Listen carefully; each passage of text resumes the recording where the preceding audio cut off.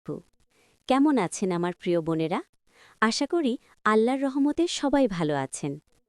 বোনেরা, একটু চোখ বন্ধ করে ভাবুন তো, কখনো কি এমন হয়েছে যে সারাদিন একটার পর একটা কাজ করে আপনি ভীষণ ক্লান্ত, পিঠটা ব্যথায় টনটন করছে। এর মধ্যে আপনার আদরের বাচ্চাটা হঠাৎ করে দুধের গ্লাসটা কার্পেটের ওপর ফেলে দিল, আর অমনি আপনার মাথার ভেতর যেন আগুন জ্বলে উঠল। আপনি কিছু না ভেবেই রাগের মাথায় বাচ্চাটাকে কষে একটা চড় মেরে দিলেন। বাচ্চাটা কাঁদতে কাঁদতে ঘুমিয়ে পড়ল। একটু পর যখন আপনি ওই ঘুমন্ত নিষ্পাপ মুখটার দিকে তাকালেন, তখন কি আপনার নিজেরই ডুকরে কান্না আসেনি? মনে হয়নি, ইস, কেন মারলাম বাচ্চাটাকে? আমি কত খারাপ একজন মা। অথবা সংসারের হাজারটা কাজ সামলাতে গিয়ে আপনি হিমশিম খাচ্ছেন। এমন সময় স্বামী অফিস থেকে ফিরে হয়তো ছোট একটা অভিযোগ করলেন, আর সেই ছোট কথায় আপনার এমন রাগ হলো যে রাগের মাথায় স্বামীকে অনেকগুলো কটু কথা শুনিয়ে দিলেন। কথাগুলো আপনি আসলে মন থেকে বলতে চাননি, কিন্তু মুখ দিয়ে বেরিয়ে গেল। এরপর সারা রাত জায়নামাজে বসে একা একা কাঁদলেন আর আল্লাহর কাছে মাফ চাইলেন। রাগ একটি আগুন যা সবার আগে নিজেকে পোড়ায়।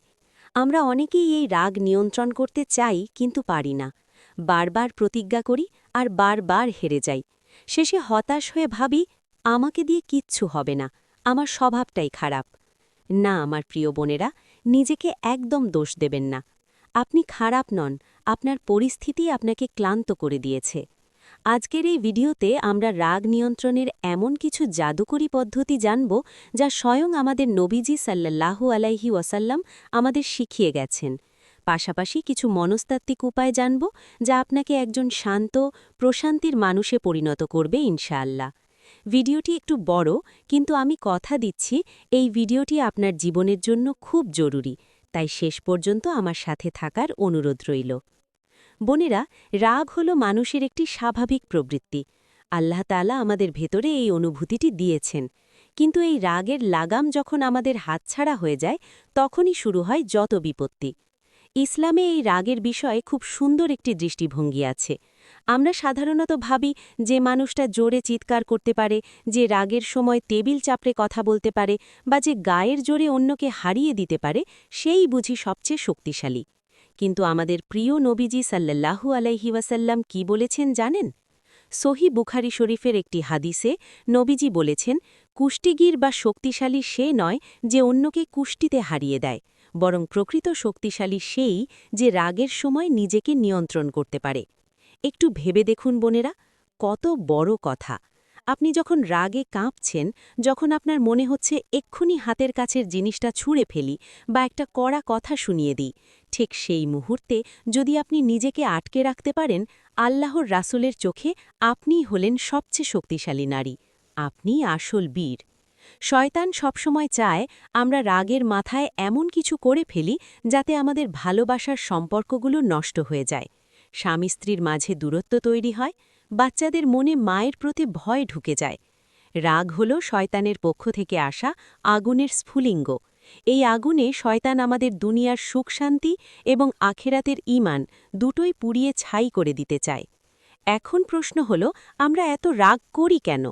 ইসলাম কিন্তু শুধু নির্দেশ দিয়েই ছেড়ে দেয় না। ইসলাম মানুষের মনস্তত্ত্বকে খুব সুন্দরভাবে বোঝে। একজন চিকিৎসকের মতো আমি আজ আপনাদের রাগের পেছনের কারণগুলো ধরতে সাহায্য করব। আসুন দেখি কেন আমাদের এত রাগ হয়। প্রথম কারণ, শারীরিক ও মানসিক ক্লান্তি। একজন নারী যখন ভোরবেলা থেকে শুরু করে রাত পর্যন্ত কাজ করেন, তখন তার শরীরেরও বিশ্রামের প্রয়োজন হয়। অনেক মায়েরাই রাতে বাচ্চাদের জন্য ঠিকমতো ঘুমাতে পারেন না। কর্মজীবী বোনেরা অফিস সামলে বাসায় এসে আবার সংসারের কাজ করেন। যখন আমরা পর্যাপ্ত ঘুম ও বিশ্রাম পাই না, তখন আমাদের ব্রেন ঠিকমতো কাজ করে না। তখন খুব সামান্য ট্রিগারেই, একদম ছোট কথায় আমাদের রাগ উঠে যায়। আপনার এই রাগটা আসলে আপনার ক্লান্তি আর জেদ নয়, এটা আপনার শরীরের একটা কান্না। দ্বিতীয় কারণ, অবমূল্যায়ন বা কাজের স্বীকৃতি না পাওয়া। আপনি সারা দিন সংসারের জন্য গাধার খাটুনি খাটছেন, সবার পছন্দমতো রান্না করছেন, ঘর গোছাচ্ছেন, কিন্তু দিন শেষে যখন কেউ তাচ্ছিল্য করে বলে, সারাদিন বাসায় বসে করোটা কি তুমি, তখন কলিজায় কেমন আঘাত লাগে তা আমি বুঝি বোনেরা। আপনার এই হাড় ভাঙা খাটুনির যখন কোনো মূল্য দেওয়া হয় না, তখন মনের ভেতরের সেই তীব্র কষ্টটাই রাগের রূপ নিয়ে বাইরে আসে। তৃতীয় কারণ, হরমোনাল পরিবর্তন। এটি অত্যন্ত গুরুত্বপূর্ণ একটি বিষয়। বিশেষ করে পিরিয়ডের সময়, গর্ভাবস্থায়, সন্তান জন্মের পর বা মেনোপজের সময় নারীদের শরীরে যে হরমোনের বিশাল পরিবর্তন হয়, তার কারণে মেজাজ খিটখিটে থাকে। তখন অকারণেই কান্না পায়, অকারণেই রাগ হয়। ইসলাম এই বিষয়টিকে ভীষণ সম্মান করে।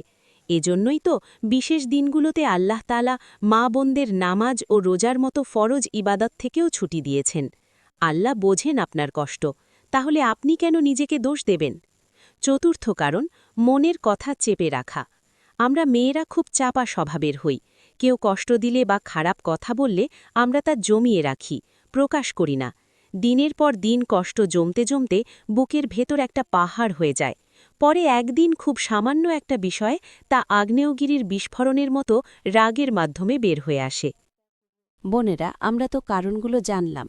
এখন আমরা জানব এর চিকিৎসা কি। নবীজি সাল্লাল্লাহু আলাইহি ওয়াসাল্লাম আমাদের জন্য রাগ নিয়ন্ত্রণের 5টি জাদুকরী উপায়ের কথা বলে গেছেন। আসুন সেগুলো ধাপে ধাপে জেনে নিই। 1 নম্বর আমল, আউযুবিল্লাহ পড়া। যেহেতু আমরা জেনেছি রাগ শয়তানের প্ররোচনা, তাই রাগ উঠলেই সবার আগে শয়তান থেকে আল্লাহর কাছে আশ্রয় চাইতে হবে। সহিহ বুখারীর হাদিস অনুযায়ী রাগ উঠলেই সাথে সাথে পড়বেন আউযুবিল্লাহি মিনাশ শাইতানির রাজিম, অর্থাৎ আমি বিতাড়িত শয়তানের হাত থেকে আল্লাহর কাছে আশ্রয় চাচ্ছি।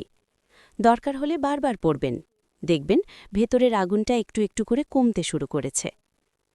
2 নম্বর আমল, শারীরিক অবস্থান পরিবর্তন করা। আবু দাউদ শরীফের একটি হাদিসে রাসূল সাল্লাল্লাহু আলাইহি ওয়াসাল্লাম একটি দারুণ মনস্তাত্ত্বিক উপায় শিখিয়েছেন। তিনি বলেছেন, যদি দাঁড়ানো অবস্থায় তোমাদের কারো রাগ আসে, তবে সে যেন বসে পড়ে। তাতেও রাগ না কমলে সে যেন শুয়ে পড়ে। এর মানে হল পরিবেশ বা অবস্থান পরিবর্তন করা। আপনি হয়তো রান্নাঘরে আছেন, স্বামীর সাথে কথা কাটাকাটি হচ্ছে এবং রাগ চরমে উঠছে। ওই মুহূর্তেই রান্নাঘর থেকে সরে বেডরুমে চলে যান। দাঁড়িয়ে থাকলে বসে পড়ুন। স্থান পরিবর্তন করলে রাগের ফ্লো বা গতিটা ভেঙে যায়। 3 নম্বর আমল, অজু করা বা পানি পান করা।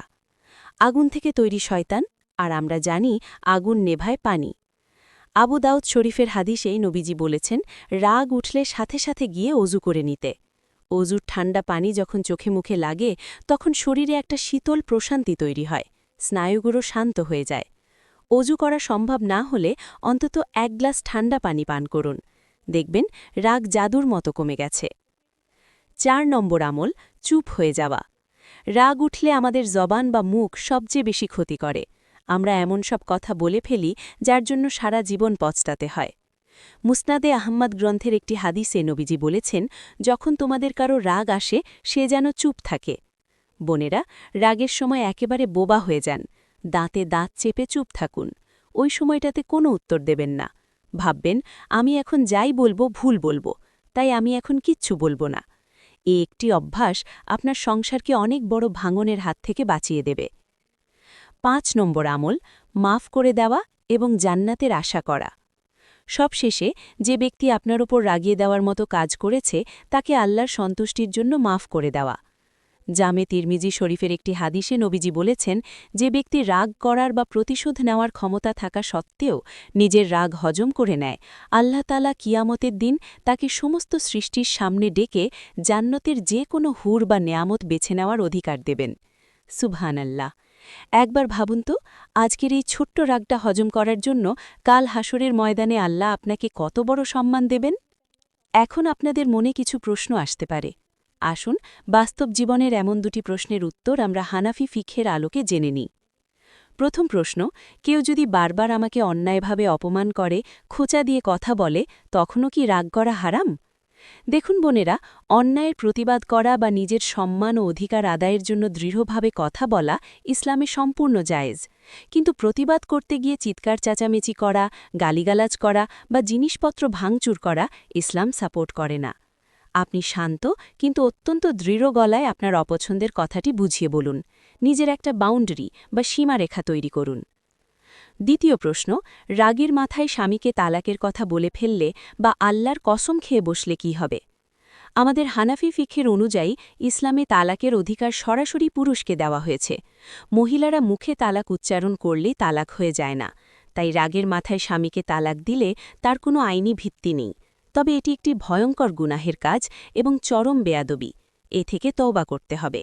আর রাগের মাথায় যদি কেউ কসম খেয়ে ফেলে এবং পরে সেই কসম ভেঙে ফেলে, তবে তাকে কসম ভাঙার কাফফারা আদায় করতে হবে। তাই বোনেরা, রাগের সময় মুখ বন্ধ রাখাটাই হল সবচেয়ে নিরাপদ।